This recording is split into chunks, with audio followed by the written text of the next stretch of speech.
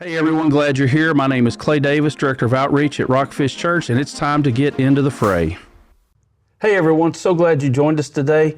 If you missed last time, you want to go back and catch that so you'll be up to speed on what we're talking about today. We're going to continue our conversation about abortion and how we reach the women that are considering abortion. So Felicia's back with me today. And Felicia, you mentioned something last time about you were talking with a woman who had already taken the first pill, but she had some regrets and she actually wanted to reverse the process, wanted to change her mind. How did that whole situation play out?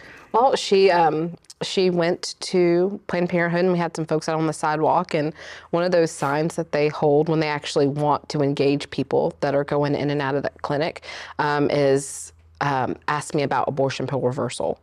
And we also have gifts that we give to people that, just little things. It's kind of like a, hey, come talk to us. We have stuff for you, but it's a clear bag and you can see what's in there.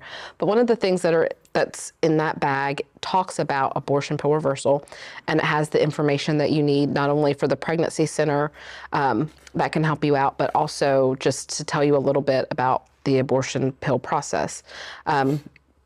And it is a two-step process for that abortion pill.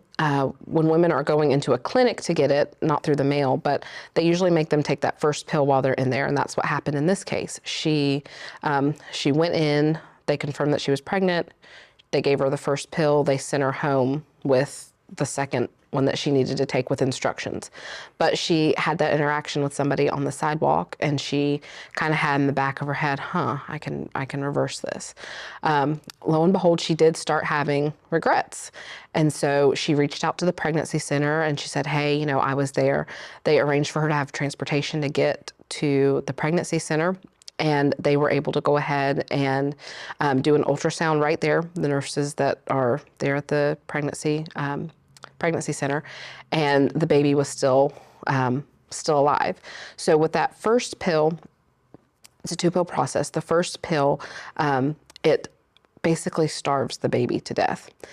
And so if we can intervene and we can reach her before she's taking the first pill, it will starve it and ultimately kill the baby. The second pill causes you to go into labor, essentially. So some people think, it's just in a pill. I'm not going to actually have to, go into labor. I'm not going to have this baby. Yes, you do. It's going to look different because you're very, very early rather than when you're later on. But you can't have an abortion without giving birth. It's just whether that baby's going to be alive or not. Right. So, fortunately, in this case, we were able to confirm that the baby was still alive, and we were able to get her to a doctor's office. Now, the enemy does not want us to save these lives. He knows that there is potential, and God has a plan and a purpose for these children, so he's going to do whatever he can to stop it. And in this case, it was to keep her from being able to get an appointment with any of the doctors that we work with in our Fayetteville area. Couldn't get up with any of them, couldn't get them in there.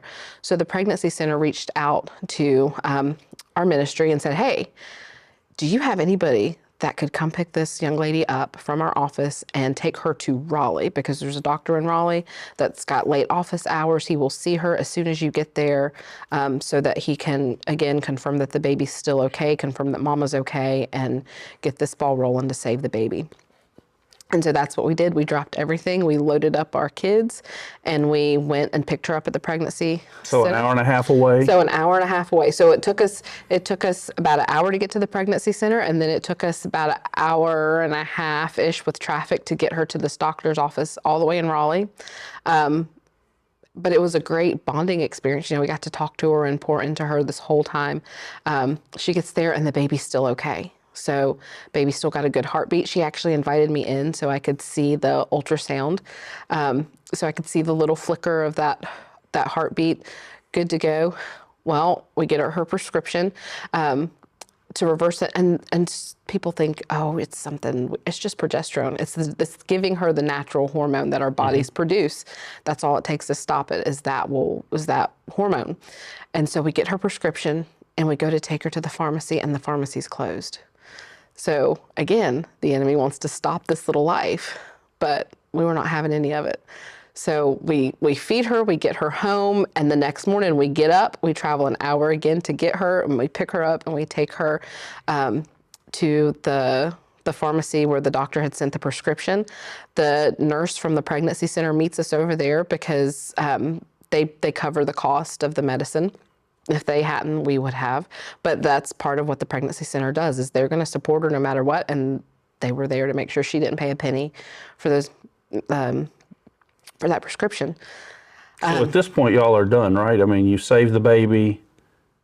I'm just No, kidding. it doesn't stop there. No, so we get her prescription, baby is good, and we once again feed her, and we get her home, and, you know, she's on speed dial. And so we talked to her, and one of the things that she was having an issue with was morning sickness. And so I'm like, okay, this is not my first rodeo. Let's go to Amazon. And I bet you we probably sent her 5 or more nausea aids to help her get through that, whether they were the Preggy Pops or the Peggy Prop Drops or the what are they called? They had the little bands, you know, like any remedy that you could think of that someone said might work. We sent that to her so she could get through that. So the reversal worked. She was able to go ahead and get that medication in her. She was able to see her baby alive and well on ultrasounds. We threw her a huge baby shower here at the church where she didn't know anybody. I mean, she's from New Jersey. And so she's in North Carolina. She knows her family and that's it. And to see a church full of women come together and just shower her with love and support. I mean, we talk all the time, and she's got this beautiful little girl now. And it's just been a beautiful process. I mean, the baby, I think she's close to 6 months old now. And she's just the cutest little thing. And all that started with somebody on a sidewalk holding a sign. Somebody on a sidewalk holding a sign that says, you know, do you know about abortion pill reversal? How can we help you? And she took the bag. I mean, we never know when we hand them these bags or these tools if they're going to actually reach out to us or, you know, seek help. All we can do is we pray over those bags, and we have people that are, you know, on the sidewalk. You have one person that's talking to the mom or the dad, and then you have somebody that's backing them up in prayer, like right there on the sidewalk with them. So the whole situation was covered in prayer, and we just kind of leave it up to the Lord to do what he will, and he did. And so now she is happy with her beautiful baby girl, and it was all because there was somebody that was bold enough to stand out there to let this mom know, hey, you might be making this decision now, but it's not too late to change your mind. Wow, and that's probably not information that Planned Parenthood gave them or the other organization. It's just it amazes me the power of just being willing to be present. You know, I've heard the statistics that when there are people on the sidewalk, they're at a Planned Parenthood, they're no shows for appointments. Those numbers go way up. You know, it means we really can make a difference, can't we? We can, and sometimes these people that are going, all they're looking for is a sign. You know, maybe they don't have a relationship with God, but they've heard about him, and they're like, okay, well, if you're real, then you're going to give me a sign, you know, because if you don't give me a sign, then you're not there, and I don't know. And so their sign may be somebody that's just standing out there, and we've had people that have come up to us before. You know, we've had people that have driven up in the parking lot, and they're like, hey, you see this baby in the back seat? You guys were standing out here when I was getting ready to go in for that appointment. And because I saw you, I didn't go in, and now I've got this baby in the back seat. Thank you for just being out there. So what you're telling me is that most of these women that are considering abortion, that are showing up at the abortion clinics, they're not like what Hollywood makes it out to be, that they're not just this is just an inconvenience that they're just trying to get rid of, and they're cold and callous people, or they're looking for hope. They're looking for somebody that cares, and they end up at these places because they feel like it's their only choice. It's their only option. And a lot of times they feel let down by so many people in their lives or so many situations in their lives. They just don't feel like they have any other choice. And so when they see somebody out there spending their time where they could be out doing anything, but they've taken the time to stand out there and to smile at them. I mean, sometimes all it takes is a smile, and they see that somebody cares and they don't even know them, but they know that they took the time to care, and we don't always know. There are so many times that we will not know if we were effective, if somebody, kept their appointment, or, we don't know. And then there's those times where we get discouraged and we're like, okay, well, maybe we're wasting our time. Maybe we don't need to be out there. I'm sure that gets very discouraging because you like you said, you don't see, you don't know. You'll never know how many people maybe didn't show up for an appointment because you were out there, or they chose to make a different decision just because you were there. I guess the big thing is we don't have to know. We don't. And God knows, and He cares about us, and He knows that our little spirits get beat down and we feel discouraged. And that's when He sends us those little seeds and those little nuggets, and it's somebody, that'll just show up. Or, there's been times where my husband, he always has a button that says pray to end abortion. And there have been times where somebody has, gone up to him in a store and been like, thank you for wearing that. I almost went through one of those, but then, somebody was there and I changed my mind. Or, we just get these little stories that kind of keep us fed, and let us know, okay, we are doing the right thing and we are making a difference when it feels like we're not, and when the world would tell us that we're not making a difference. We're changing somebody's life, whether there's somebody that's just driving, they could be just driving past the clinic and, had no intention of going in that day, but it's somewhere in the back of their mind, and we've made a difference just because they saw, oh, somebody cares. And that's what it boils down to is everybody wants somebody to care for them, and knowing that somebody cares. We're surrounded by people every day that are desperate for help and hope. And I say frequently the help and hope that's only found in Jesus Christ, because that's the reality of it. Do you get to share the gospel with these women? I know not every woman, but at some point we do. And it's, when we're out there on the sidewalk, our goal is initially not to share the gospel.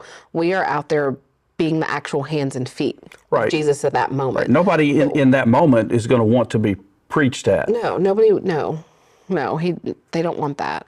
But you build a relationship, so you start talking, and then they start opening up to you. And then later on, and it may be months down the road, it may only be, a couple of days or weeks, you get the opportunity to pour into them then, and to, that's when you can share the gospel. So eventually, yes, you absolutely want to share that. And that's, again, why those pregnancy support centers are so important, is because when they're going through those life skills classes, when they're going to get items that they need, or an ultrasound, or any of those things, those women are giving them little nuggets of Jesus the whole way through. And if they go through those life skill classes, that when they come out, they will have heard the gospel, and they will have gotten that truth that maybe nobody else has given them. But they're not only getting that truth, but they're seeing, the proofs in the pudding. They're seeing the effort and the works that are going along with that. It's not just somebody saying, oh, Jesus loves you. They've been shown that Jesus loves them along this way. So the actions are matching the words that they're being told. Okay, now the world, the society wants to tell us that abortion is a woman's issue, that a man should have no say in what a woman does with her body. But is there a place for men on the sidewalk? Absolutely. Men have to be out there. The last time I checked, you kind of needed male and female to create these lives, and it's so important, because a lot of times the women aren't driving themselves to these appointments. Whether it's their dad or their husband or their boyfriend or whoever it is that's in the car with them, seeing strong men that are out there standing up, saying, hey, come, you can come and talk to me, let me pour into you, or you may not be willing to stand up for what's right or stand up for this baby, stand up for these women, but we are. And it's important. And it's not only important for men to see other men out there, it's important for women to see other men out there, for women to see men out there, because they may believe that none of the men in their lives care, or that men in general don't care about this issue. Or they're being pressured. Or they're being pressured. But just seeing that there are men that are out there and standing for life, that makes a huge impact. I remember it may have been a year and a half ago, we had a men's group that meets at the church on Saturday mornings, and several of them left there and went to the sidewalk in front of Planned Parenthood. I know Planned Parenthood is not the only one that does abortions, but that's who we have locally. It's who I'm familiar with. And the testimony came back that because those men were on the sidewalk, they actually got to interact with a young man that had had brought his girlfriend in, and it was on a Saturday, and that was when surgical abortion day, and that was a procedure she was there for. And after his conversation with the men from the church, he went in and got her and said, "No, let's go. We're not doing this." And that's, I wanted them to hear a woman say it, first of all, that it's important for men to be there. I do think it's important for men to stand up and be men. We have, in James, it said, James chapter 1, he ends it with, pure and undefiled religion is this, that you care for the orphans and the widows. If you go back and you look at it in the Greek, that word orphans is fatherless. And so I have a real belief that as Christ followers, as men, we have the responsibility to stand up for the fatherless, whether it's the single mom in our church, or it's that single woman that doesn't know how she's going to face life with a child. And I'm reminded, just to kind of bring this full circle, a lot of times it's real easy to say abortion is a bad thing, and I would never do that, or I would never have but there was a young lady that I'd been a youth pastor. I'd been her youth pastor for a few years, and then we moved to another church, and she got pregnant. And her parents, their first thought was, she's her senior year in high school, she's going to college, this child is going to ruin her life.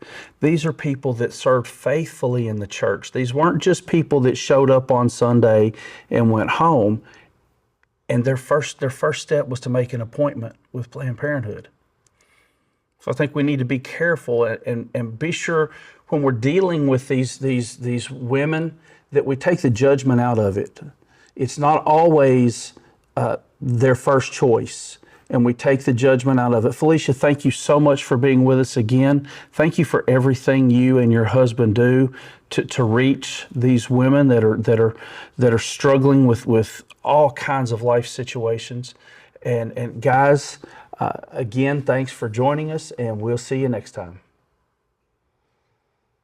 So glad you've decided to get into the fray. If you got any value out of this, if you think it's decent stuff, please like, share, and subscribe. Guys, if you need to send me any feedback or comments, you can reach me at clay@rockfishchurch.com, and we'll see you next time.